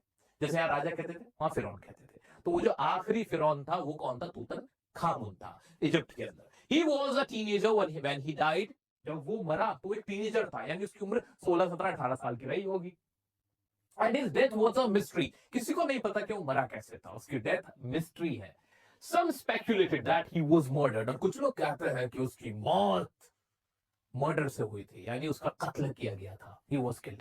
टुट्स फादर और ग्रैंडफादर एमेनहोटेप थर्ड, टुट के जो दादाजी थे, जिनका नाम शायद एमेनहोटेप थर्ड रहा होगा, ठीक है, was a very powerful pharaoh. वो वहां के बहुत पावरफुल फेरो थे, बहुत बहुत ताकतवर राजा थे। who ruled over a period of 40 years, जिन्होंने लगभग 40 साल वहां पे राज किया। किसने? उसके या तो फादर रहे थे या ग्रैंडफादर, जिनका नाम क्या था? Amenhotep third. Okay, then his son Amenhotep fourth succeeded him. Succeed मतलब अब वो उसकी गद्दी पाए थे, ईयर बने थे, तो फिर उनका बेटा 40 साल बाद एमेनहोटेप फोर्थ वो वहां का राजा बना। And started one of the strangest periods in the history of ancient Egypt. और उसने बहुत ही अजीबोगरीब पीरियड शुरू किया, अजीबोगरीब तरीके से राज करना शुरू किया। क्यों अजीबोगरीब क्यों कहा गया? एग्जाम का क्वेश्चन मेरे बच्चा, ध्यान से देखो। He promoted the worship of Aten the sun disc. उसने ना एथेन की जो सन डिस्क जिसे बोलते हैं सूरज, उसकी पूजा करने पर उसने ज्यादा ध्यान देना शुरू कर दिया, चांद की जगह। चेंज हिज नेम टू अखनतन, उसने अपना नाम भी बदल के क्या कर लिया? अखनतन कर लिया, जिसका मतलब ये था सर्वेंट्स ऑफ द एथेन। उस जमाने में क्या होता था इजिप्ट में ना, इसी चीज की पूजा होती थी। अलग अलग बहुत सारे गॉड उन्होंने बना रखे थे, उनकी पूरी पूरी मूर्ति बना रखी थी। कहते थे कि ये गॉड है और इनकी पूजा करो, इनसे डरो, और इस तरह का वहां पे वातावरण था। तो बहुत सारे गॉड में बिलीव करते थे। तो जो राजा जिसमें बिलीव करता था, प्रजा भी फिर उसी में बिलीव करती थी। तो इस तरह की मूवीज भी तुम्हें दिख जाएंगी जहाँ पे वो गॉड उन्होंने बना रखे होते थे, पूरे पूरे इस तरह की अलग अलग तरह के स्टेचू होते थे। इंसान नहीं होते थे, इंसान जैसे नहीं बने होते थे, जैसे भगवान के होते हैं ना जो मूर्तियां, वैसी नहीं होती थी, थोड़ी डिफरेंट होती थी। उनके अपने गॉड होते थे जिनकी वो पूजा किया करते थे, ठीक है। Move the religious capital from the old city of Thebes to the new city of Akhenaten. उसने अपनी कैपिटल को भी चेंज कर लिया। कहां से? जो ओल्ड सिटी थीबिस थी उससे वहां ले जाके नई नई सिटी बसा दी। इसका नाम रखा उसने अखनातन, जिसको अमरना कर दिया, अमरना उसका नाम रखा। He attacked Amun, a major god. अब गॉड की लड़ाई गॉड से हो रही है। तो पहले जो गॉड जिसे मानते थे लोग, अमुन मानते थे, a major god. Smashing his images and close his temple, उसको तोड़ना शुरू कर दिया। कहा नहीं नहीं, सब कुछ कौन है? अखनातन है। अखनातन कह रहा हूं, एथेन। एथेन की पूजा को उसने ज्यादा क्या कहते हैं, प्रमोट किया था, इसलिए उसने जो अमुन होता था उसको खत्म कर दिया था। चलो आ जाते हैं। Another mysterious ruler succeeded him who died soon. उसके बाद जब ये स्ट्रेंजेस्ट पीरियड आया, उसके बाद एक और रूलर आया जिसने वहां राज किया, और वो भी सून खत्म हो गया, वो भी बहुत जल्दी मर गया। देन तूतनखातन, इसका नाम असली तूतनखामुन का क्या था? तूतनखातन, क्योंकि ये अतन सब ले रहे थे, तो तूतनखातन हो गया। Tut ruled for 9 years and worshipped God Amun in old ways. He changed his name to Tutankhamun. अब क्या हुआ? अब अतन, क्योंकि अखनतन था, ऐसे तूतन खतन था।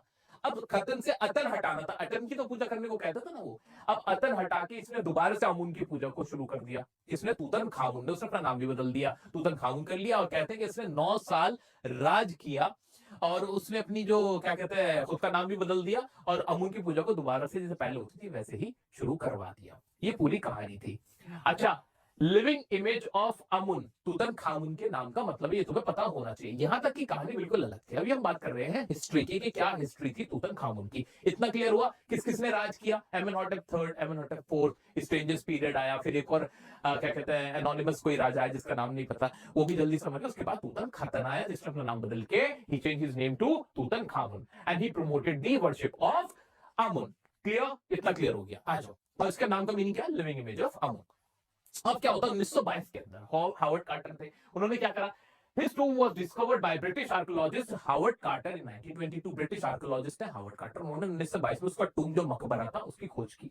He was laid with lots of gold, wealth and everyday items like a bronze razor, games, clothes, cases of food and wine. ये सारी चीजें वहां पर उनको मिली। वहां पे ये सारी चीजें उनको मिली उसके कॉफिन के साथ साथ। क्या था वहां? फूड था, वाइन था, गेम था, कपड़े थे, ये सारी चीजें थी। Some parts of the Tut's treasures in the tomb were already looted. और कुछ जो हिस्से थे उसके टूम के, टूम कोई छोटा मोटा थोड़ी था, बहुत बड़ा था, उसको लूटा भी गया था चोरों के द्वारा जो खजाने की तलाश में होते थे। His tomb was rock cut 26 feet underground, which had wall paintings on the outer coffin.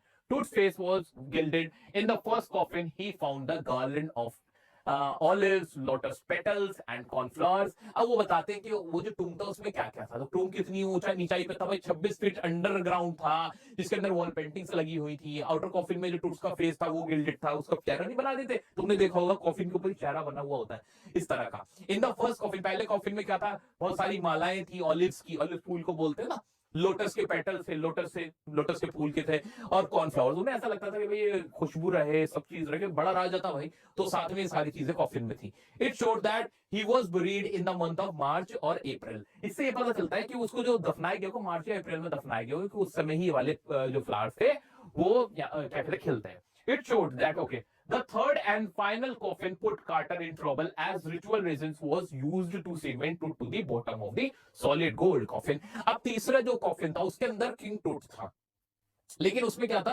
King टूट की जो बॉडी थी बिल्कुल गिल्डेड, उससे चिपका रखी थी, खास करके उस जमाने में ग्लू होती थी, उससे पूरा चिपका देते थे। अब उन्हें निकालने में दिक्कत हो रही थी बॉडी को।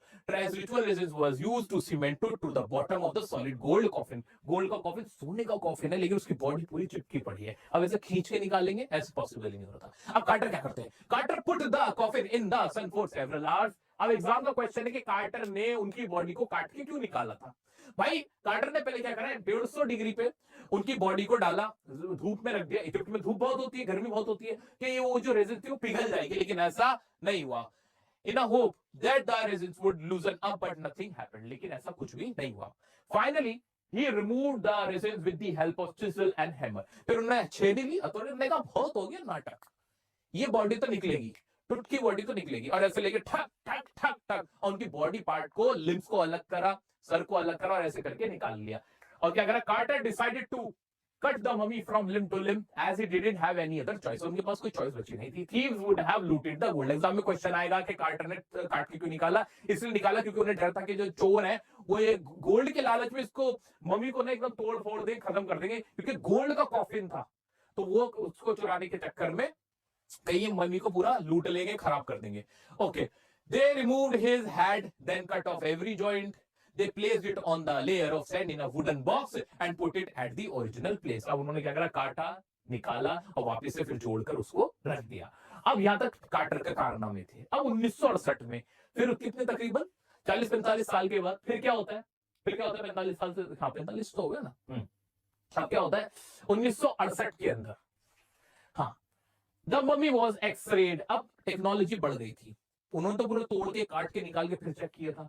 अब एक्सरे किया गया, x rayed by an anatomy professor and revealed that his breast bone and front ribs are missing. उन्होंने बताया कि भाई जो हमने पूरा एक्सरे किया ना उसमें एक तो रिब मिसिंग है और ब्रेस्ट बोन मिसिंग है, कुछ रिब्स, पसलियां बॉडी की निकली हुई है मम्मी की, और जो फ्रंट रिब्स क्या कहते हैं ब्रेस्ट बोन है वो वो निकला हुआ है। वो कैसे निकला हुआ है कि हावर्ड कार्टर ने जितना नुकसान पहुंचाया था ना मम्मी को, उससे सब लोग नाराज भी थे। सही हवास जो वहां के एक ऑफिशियल थे, उन्होंने ये बात बोली भी थी, ऑफिसर थे वहां के इजिप्ट के, जो पूरा आर्कोलॉजिकल डिपार्टमेंट है वहां के देखने वाले, वो भी कहते हैं कि यहाँ के लोग बड़े नाराज है हावर्ड कार्टर से। क्यों? उन्होंने जो पुरानी चीजें थी, हजारों साल पुराने, आए थे थोड़े ना छेनी थोड़ी थड़ थड़ थड़ थड़, ये क्या तरीका है भाई साहब, मिस्त्री हो क्या है? अबे किसी की डेड बॉडी है वो, तुमने मकान समझ के निकाल रहे हो उसको, है तमीज नहीं हावर्ड भाई साहब तुम्हें? ठीक है, तुम पे श्राप चढ़ा था फिर, लेकिन ठीक है, ये मजाक की बात थी, ठीक है। तो इसलिए वहां के लोग नाराज भी थे। अब 2005 में आ जाओ, देखो डेट वाइज मैंने सारी चीज समझा रखी है। अब जनवरी 5 2005 में क्या होता है? अब टेक्नोलॉजी और बढ़ गई, अभी एक्सरे आया था, फिर सीटी स्कैन आ गया, सीटी स्कैन। अब उसमें क्या हुआ? January 5 2005 Tut was taken for CT scan. अब दोबारा बॉडी निकाली गई, सीटी स्कैन कराया गया, hundreds of x-rays and creates a 3 dimensional image. जिससे 3 डायमेंशनल इमेज बनी, 3D हो गया, 3D स्कैन हुआ पूरा। The scanner stopped working, which was the one. अब स्कैनर के लिए कुछ फैन वगैरह की जरूरत पड़ती है स्कैन करने के लिए, सीटी स्कैन वो खराब हो गया था। उस पर कुछ लोगों ने मजे में हंसते हुए कहा कि ये वही फिरौन का श्राप है, वो ऐसे करके लोगों ने मजे भी लिए, ठीक है।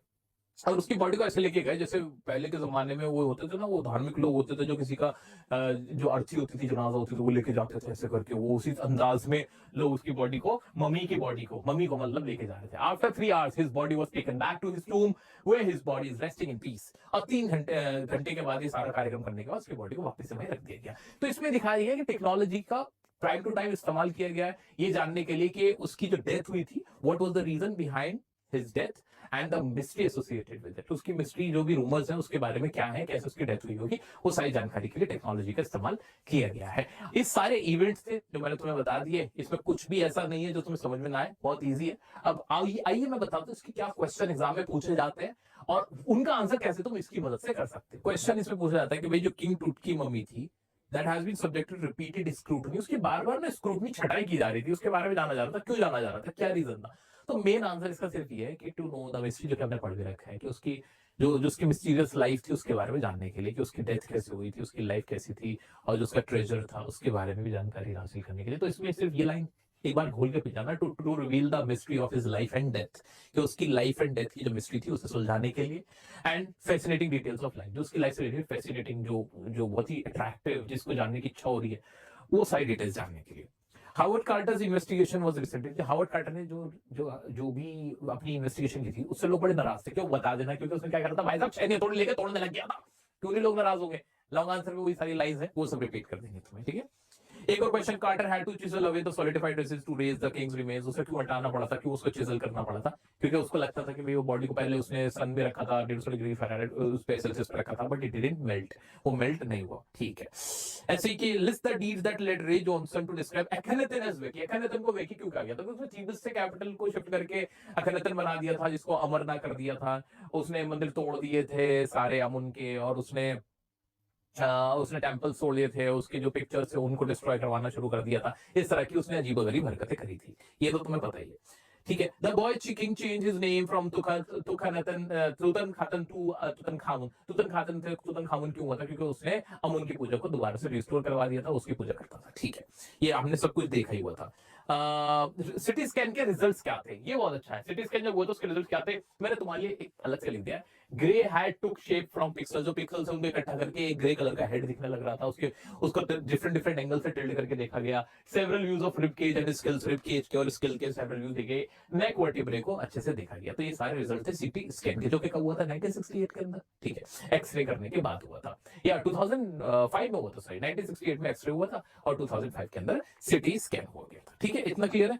अब और एक बार क्वेश्चन आता है कि जो टेक्नोलॉजी है, एडवांसमेंट ऑफ टेक्नोलॉजी से बहुत फायदा होता है, फॉरेंसिक साइंस को बहुत हेल्प मिलती है, ये है वो है, वो सारी चीजें हर लिख देना, बिल्कुल हेल्प मिलती है इससे, जो फैक्ट्स है, जो मिस्ट्री है, वो सॉल्व हो पाती है। ये सब आप लिख दो, कोई टेंशन लेने वाली बात नहीं। जब इसकी फाइनल रिवीजन होगी, लाइव रिवीजन भी कराऊंगा, उसमें मैं बहुत सारे क्वेश्चन लूंगा, टेंशन मत लो। अभी ये इतने क्वेश्चंस काफी हैं, एक्स्ट्रा क्वेश्चन के लिए लाइव रिवीजन होगी 11th क्लास के तुम्हारे फाइनल इंग्लिश के एग्जाम से पहले, तो बने रहना, टेंशन मत लेना। आइए आगे बढ़ते हैं हमारे नेक्स्ट चैप्टर की तरफ। दोस्तों नेक्स्ट चैप्टर है हमारा दी एडवेंचर बाय जयंत नर्लिकर। अब ऐसे ही चैप्टर तुम क्लास 12th में भी पढ़ोगे, पहला ही चैप्टर है, द थर्ड लेवल, बिल्कुल सिमिलर चैप्टर है। इसमें है क्या, बड़ा मजेदार सा चैप्टर है जिसका नाम ही एडवेंचर है। कुछ एडवेंचरस हुआ था, हुआ क्या था आइए देखते हैं। The adventure is a science fiction, भाई फिक्शन है, फिक्शन है, मतलब कुछ सच्ची कहानी नहीं है, फिक्शन है।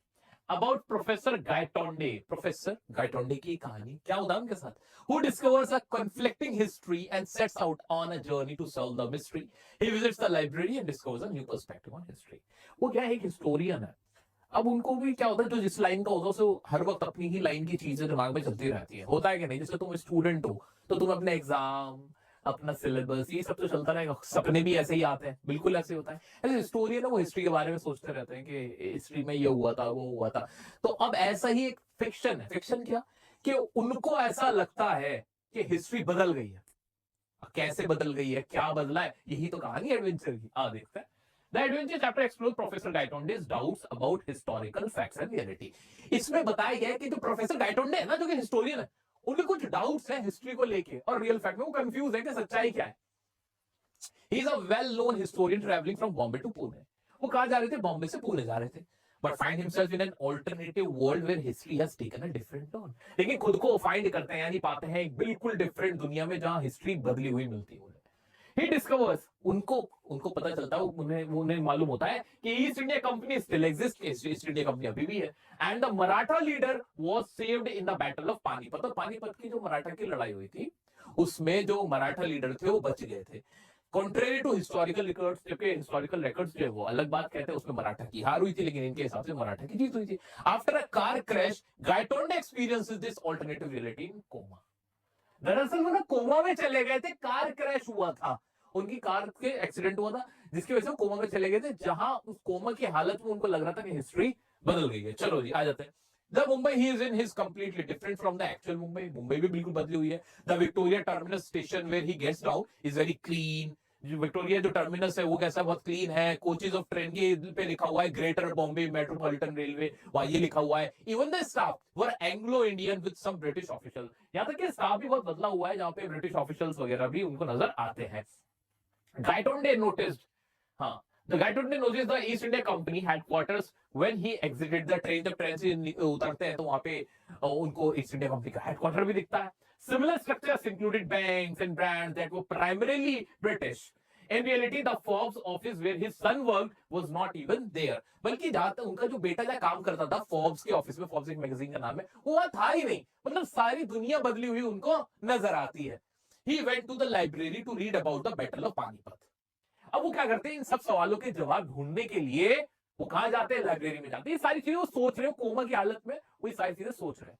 ठीक है, अब वो क्या जाते हैं, पानीपत की जो बैटल ऑफ पानीपत है उसके बारे में पढ़ने जाते हैं। पूरी इंडिया की हिस्ट्री पढ़ते हैं। वो समुद्रगुप्त से लेकर अशोका तक, अशोका से लेकर फिर आगे बढ़ते बढ़ते मुगल्स तक, अब्दाली तक, वो सब कुछ पढ़ते पढ़ते वो देखते हैं कि जो पानीपत का जो युद्ध हुआ था उसमें क्या हुआ था। In an attempt to solve the mystery, reading reveals that the details differ from what actually occurred. वो देखते हैं कि जो हिस्ट्री बदली हुई है, मराठा हारे नहीं थे, मराठा तो जीत गए थे। In reality he discovered through reading that India was never under British rule, which shocked him.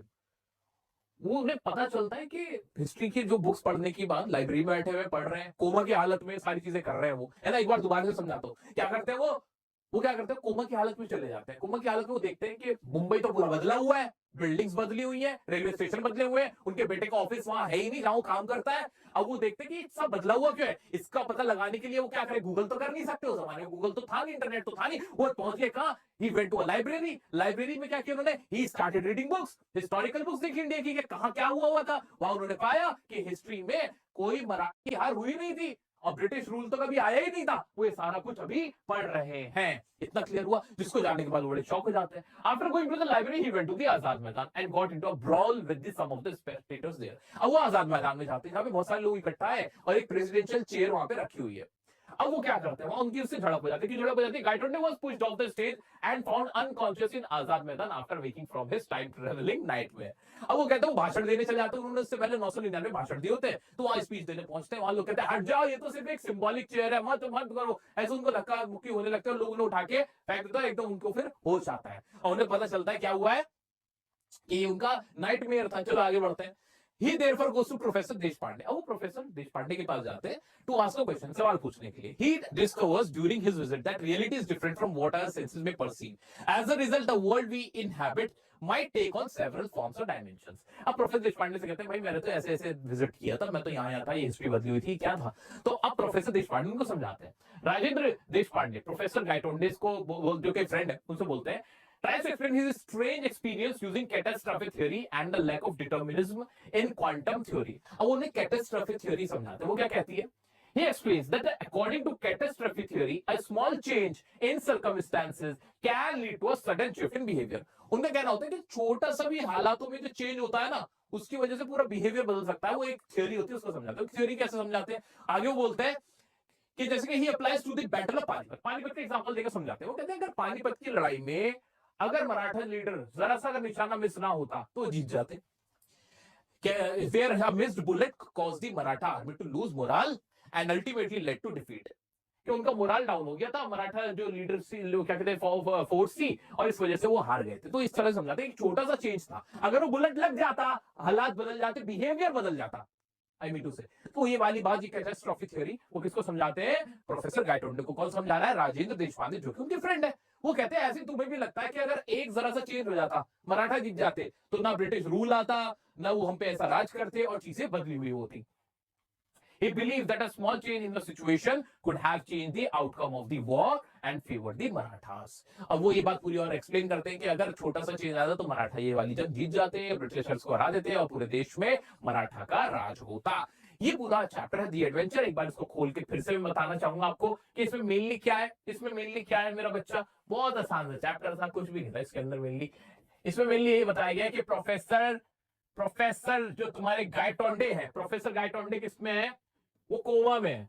वो किसमें? कोमा में। क्यों है कोमा में? क्योंकि उनका एक एक्सीडेंट हो जाता है।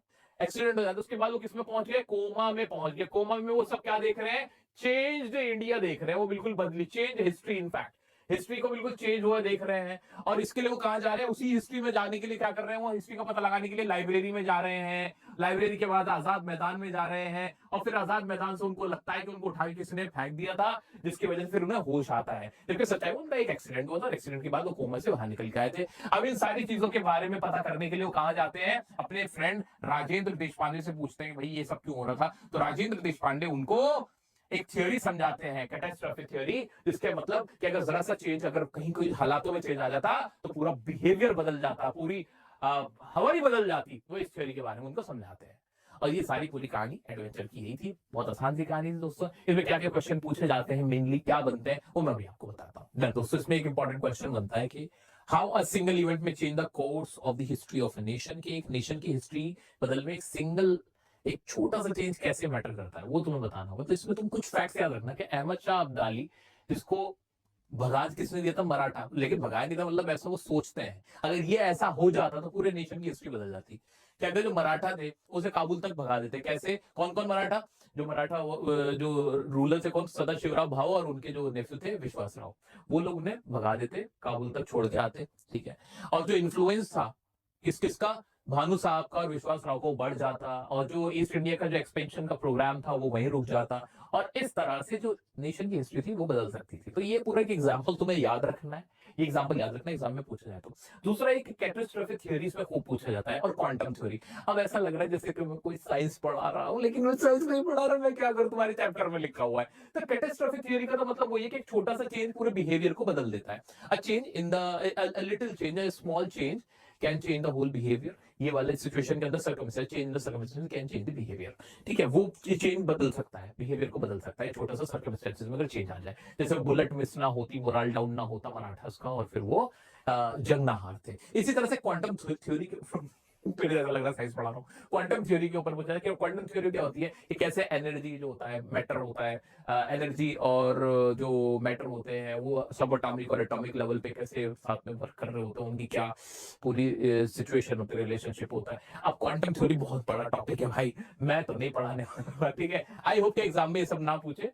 इसमें ज्यादातर एक्सट्रैक्ट बेस्ड क्वेश्चन ज्यादातर आते हैं, तो वो ज्यादा अच्छे रहेंगे करने। चॉइस में आए तो अगर ऐसा लगे कि नहीं भाई फंस रहे हो, तो दूसरा वाला क्वेश्चन, मेरी ये अपनी पर्सनल राय है, भाई वाली राय दे रहा हूँ, इस चैप्टर को फिर छोड़ना, दूसरा जो चॉइस में आए वो कर लेना, अगर इसमें श्योर ना हो तो। क्योंकि ये चैप्टर ऐसे है थोड़ा साइंस फिक्शन है, तो सारी साइंस की बात है। ठीक है, साइंस में इंटरेस्ट है तो इसको पढ़ने में बहुत मजा आएगा। अगर आपको इंटरेस्ट बहुत ज्यादा नहीं है तो जितना मैंने पढ़ा है उतना याद रखना और एग्जाम में लिख के आना, you will get full marks. Now let's go to our final chapter, chapter number 5, इसका नाम है the silk Road. So next chapter नहीं है बल्कि एक व्लॉग है जो कि निक मिडल्टन नाम की एक लड़की ने तुम लोगों के लिए लिखा है, बस इतना समझ लो। व्लॉग कैसे, अरे कहीं घूमने जाते हो ना, पूरा बता दो क्या क्या देखा था, क्या क्या किया था। बस निक मिडल्टन ने भी ये बताया था। वो कहाँ जा रहे हैं भाई, वो जा रहे हैं एक तीर्थ यात्रा पे जिसे कोरा कहते हैं, जो कि बुद्धिस्ट और हिंदू लोग परफॉर्म करते हैं। तो माउंट कैलाश पे उसको जाना है, तिब्बत होते हुए जा रहे हैं। तो बता रहे हैं क्या क्या हुआ था, कैसे कैसे हुआ था, आइए देख लेते हैं। The silk road is a story about the author Nick Middleton's journey to Mount Kailash through Tibet. The author wants to go to Mount Kailash to finish his Kora. वो अपना कोरा परफॉर्म करना जानना चाहते थे। क्यों करना चाहते थे? Because he wanted some peace in his life, some positivity in his life. That's why he wanted to perform Kora. Okay, what happened with him? उनके साथ साथ कौन था? The author to Daniel. Daniel एक कैरेक्टर है भाई, लिख डालो एक बार, कमेंट करते जाओ, याद रहेगा। तो उन्होंने डेनियल को पकड़ा, डेनियल को साथ में ले लिया और फिर ड्राइवर लिया एक। They started their journey from slopes of Rahu. They had a driver name Setan. Setan उनके साथ था। Who knew a route to mount Kailash, जिसको माउंट कैलाश का रास्ता पता था, डायरेक्शन पता थी। रास्ते में क्या हुआ, Lhamo a local lady from Ravo, Ravo Ravo जगह का नाम है of course, gifted the author of sheep skin coat the general attire of Dropa. Dropas बोलते हैं खाना बदोश, जो तिब्बती खाना बदोश होते हैं ना, उनको ड्रोपास बोलते हैं। अब वहां पे एक लामो नाम की एक लेडी ने ऑथर को गिफ्ट भी किया। एक कोट था जो कि खास से चीप स्किन, जो भेड़ की खाल से बना हुआ था, मतलब ऊन से बना हुआ था बेसिकली, वो उनको दिया। During the journey the author observed wide barren fields with gazelles eating the grass। वहां पे क्या कहते हैं, बारहसिंगे दिखे उन्हें, जो कि वहां पे घास को खा रहे हैं। बंजर खेत जमीनें हैं। हर्ड ऑफ वाइल्ड एसिस कॉल्ड यांग, और वहां के जो एसिस को यांग बोलते हैं। क्या बोलते हैं? यांग। ये एग्जाम में पूछा जाता है, यांग बोलते हैं। एंड आइसोलेटेड ड्रोपास, ड्रोपास खाना बदोशों को, मैंने बोला ही है, खाना बदोशों को देखते हैं जो कि आइसोलेटेड, जो अलग अलग अपना जिंदगी गुजार रहे हैं। Taking care of their cattle, अपने जानवरों को ध्यान रख रहे हैं, पाल रहे हैं। Nomads tent guarded by large Tibetan mastiff, और बड़े बड़े साइज के जो टिबेटन मास्टिफ यानी कुत्ते समझ लो, कुत्ते होते हैं, वो उनकी रखवाली कर रहे हैं कि उन पे कोई हमला न करे। That were highly valued as hunting dogs in imperial China, जो कि बहुत हंटिंग डॉग्स है, जो कि होते हैं ना जो खोजी कुत्ते, वो है वो, तो वो उनकी रक्षा के लिए वहां पर है। The group saw snow covered mountains that were challenging to cross, वहां पे बर्फ थी पहाड़ों पे, उन्होंने वो देखा जो कि बहुत चैलेंजिंग थी, वहां से क्रॉस करना मुश्किल भी था। And the author experiences headaches due to their altitude. अब ऑल्टीट्यूड ऊंचे पे जा रहे हैं, माउंट कैलाश बहुत ऊंचे, बहुत ऊंचे, और गाड़ी ऐसे चल रही है, सर फटा जा रहा है, हेडेक हो रहा है, बिल्कुल मेरे जैसी हालत हो रही है भाई। व्लॉग चल रहा है दोस्तों, अभी हम बहुत हाई ऑल्टीट्यूड पे हैं, हमारे सर में दर्द हो रहा है दोस्तों। ऐसे करके आगे आगे बढ़ रहे हैं। Due to the high altitude which was 5210 5210 metres above sea level according to their watch. 5210 metre sea level से सोचो कितने ऊपर पहुंचे हैं, 5000 ऊपर मीटर ऊपर पहुंचे हैं। The cold weather also affected the author's physiological functions, और ठंड ने भी पूरी उसकी बॉडी को ठंडा कर दिया था। Later in the day they reached a town named Hor. रात को शाम में वो कहां पहुंचते हैं?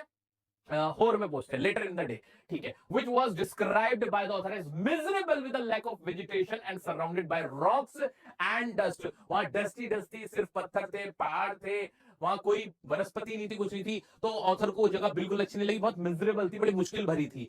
Daniel return to Lhasa, Daniel तो वापस लहासा पहुंच चले गए। Leaving the author feeling disappointed about the Mansarovar lake located near the town of Hor which was filled with garbage. Later that वहां मानसरोवर लेक को देखने के बाद ऑथर को बड़ा बुरा फील हुआ, क्योंकि पूरे मानसरोवर लेक के अंदर जो कूड़ा ही कूड़ा भरा हुआ था, गंदगी बहुत थी, जिसे देख के बहुत बुरा लगा। डेनियल वहां से लहासा वापस चले गए। अब ड्राइवर सेतन उनके साथ है, और क्या होता है फिर? Located near the town of the Hor, which was filled with garbage. Later that night, रात में they arrived at a guest house in Darchan। वो डार्चन नाम की जगह में पहुंचते हैं। But the author was unable to sleep। लेकिन ऑथर को नींद नहीं आती, क्यों?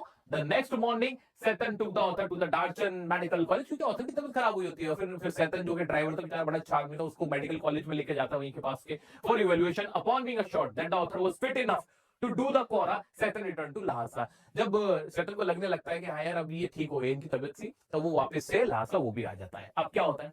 The next morning, the author woke up feeling refreshed and found Darchan to be not as bad as he initially thought। फिर उसको डार्चन ऑथर को इतना बुरा भी नहीं लगता, कहते हैं यार इतना भी बुरा नहीं है, ठीक है। He described the town as dusty and run down with a few basic shops। लेकिन फिर भी वो कहता है कि यहाँ पे बहुत धूल मिट्टी है और बहुत थोड़ी बहुत शॉप्स है यहाँ पे। Not many pilgrims were around and the author thought he might have arrived too early for the pilgrimage season. उसको लगता है कि यहाँ पे जो धार्मिक यात्रा करने वाले जो लोग हैं वो यहाँ पे है नहीं, और शायद वो गलत सीजन में आ गया है, बहुत जल्दी आ गया है अभी। With most of the way blocked by snow, the author didn't want to do the Kora alone। अब आगे ज्यादातर बर्फ थी, तो ऑथर आगे अकेले नहीं जाना चाहता था, कहता है क्योंकि बर्फ है, रास्ते में कोई साथी हो तो सही है। While waiting for the right conditions, the author met Norbu, a researcher from the Chinese Academy of Social Sciences in Beijing।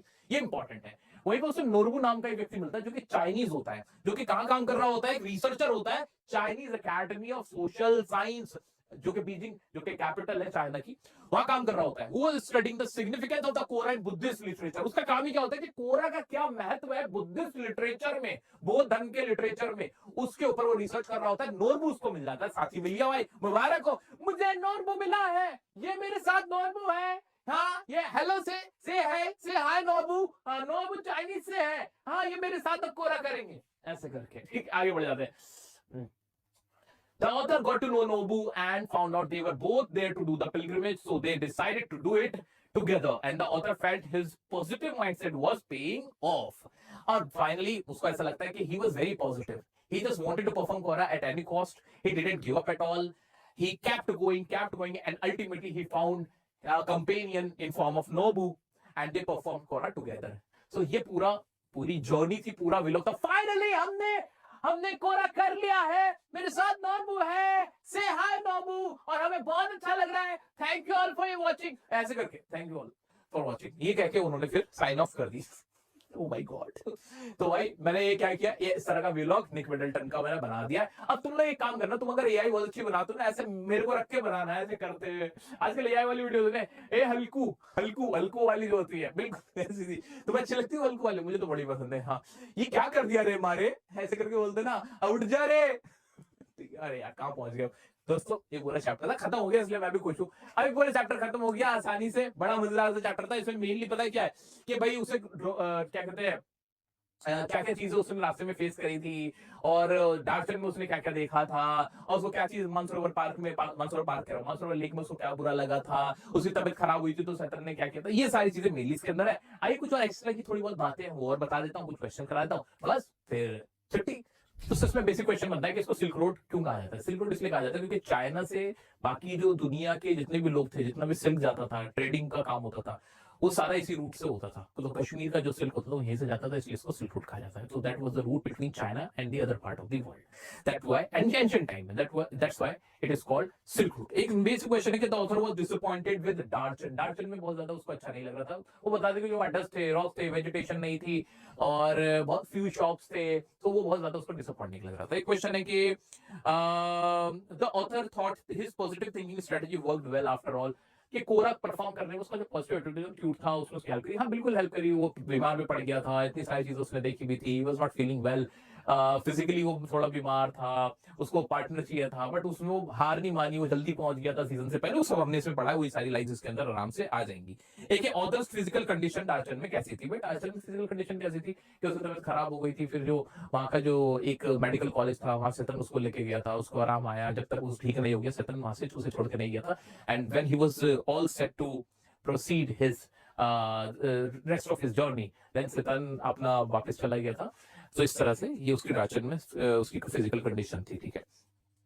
Author का नोरबू से मिलने का क्या पूरा सिनेरियो था। तो नोरबू कौन था? एक चाइनीज रिसर्चर था जो कि बीजिंग से आया हुआ था, वो उसका सपोर्ट करता है। वो भी ये देखना चाहता था कि बुद्धिस्ट लिटरेचर के अंदर जो कोरा है उसका क्या सिग्निफिकेंस है, ये जानने के लिए वो आया हुआ था। तो वो भी वहाँ पे कोरा ही परफॉर्म करना आया हुआ था। तो वो दोनों को क्या होता है, कंपेनियनशिप मिल जाती है, और उसके पॉजिटिव एटीट्यूड की वजह से फिर वो फाइनली कोरा परफॉर्म कर लेता है। बाकी इसके और भी बहुत सारे क्वेश्चन हम लाइव सेशन के अंदर भी डिस्कस कर लेंगे। मुझे पूरी उम्मीद है कि अभी पूरी कहानी जानने के बाद तुम्हारे सामने जो भी क्वेश्चन आएंगे, पीवाईक्यूज वगैरह भी आएंगे, तो तुम एक बार उन पर नजर भी मारोगे तो तुम्हें सब कुछ समझ में आया हुआ होगा। बहुत ज्यादा कुछ इसमें बचा नहीं है। तो दोस्तों इसके और एक्स्ट्रा क्वेश्चन जो मुझे लगता है कि बहुत सारे डिस्कस करेंगे हम लाइव सेशंस के अंदर भी, और भी करेंगे। अभी जो भी आपने पूरी वीडियो देखी, पूरी वन शॉट देखी, देखने के बाद आपका पेपर बहुत शानदार जाएगा। बिल्कुल बस इन लॉन्ग आंसर्स को, ये सब मैं इसमें क्वेश्चंस भी तुम्हें दे रहा हूँ, इसमें क्वेश्चंस नहीं है, पूरी फाइल्स में फ्री ऑफ कॉस्ट मिल जाएगी, टेंशन मत लो। डिस्क्रिप्शन में लिंक मिल जाएगा, कमेंट में लिंक मिल जाएगा। इसके क्वेश्चन प्रीवियस ईयर के भी सीन के अंदर मैंने डाल दिए, आराम से देखते रहना, गो थ्रू कर लेना। इसके बाहर से कुछ नहीं आने वाला है, तुम्हारा पेपर बहुत शानदार जाएगा। कोई भी तुमसे पूछे बताओ कि भाई किंग 2 में क्या था, बताओ डिस्कवरिंग 2 में क्या था, बताओ we are not afraid die में क्या था, बताओ गॉर्डन कुक कौन था, बताओ कैप्टन जेम्स कुक कौन था, क्या तुम्हें पता है? सब कुछ पता चल चुका है मेरा बच्चा। मुझे पूरी उम्मीद है कि तुम्हें बहुत मजा आया होगा सारे चैप्टर पढ़ते हुए। अब नेक्स्ट वीडियो 3-4 दिन बाद मान के चलो कि तुम्हारी पोएम की आई, उसमें सारी पोएम एक साथ कवर कर दूंगा। बताओ और तुम्हें क्या चाहिए पोएम की वीडियो में, कहाँ दिक्कत आती है, मुझे कमेंट भरे हुए मिलने चाहिए। और वीडियो को लाइक नहीं किया तो यार हमारी मेहनत को भी रात के 2 बज रहे, 1:55 हो रहा है, तुम्हें दिखा भी देता हूँ यार, लो तुम भी खुद भी देख लो, 1:53 यहाँ पे हो रहे हैं, ये मैं इसमें 55 दिखा रहा है, तो 1:55 रात के हो रहे हैं, तुम लोगों के लिए खड़ा यार, और कितना प्यार करूंगा तुम सबकी। सो अपना प्यार जरूर देना, वीडियो को शेयर करना यार, हर जगह शेयर करना, दबा के शेयर करना, अपने दोस्तों में, अपने व्हाट्सएप ग्रुप में, हर जगह के बताना यार कोई है जो हमारे बारे में सोचता है, अब बिना किसी मतलब वो लालच के सोचता है। इसी उम्मीद में छोड़ जाता हूँ, तुम्हारा पेपर बहुत अच्छा होगा। मिलते हैं हमारी पोएम की वीडियो में। कोई भी डाउट आता है इंस्टाग्राम पे आप मुझसे कनेक्ट कर सकते हो, कमेंट में पूछ सकते हो। I am here just for you, for your any query. I love you all, take care, bye bye, signing of.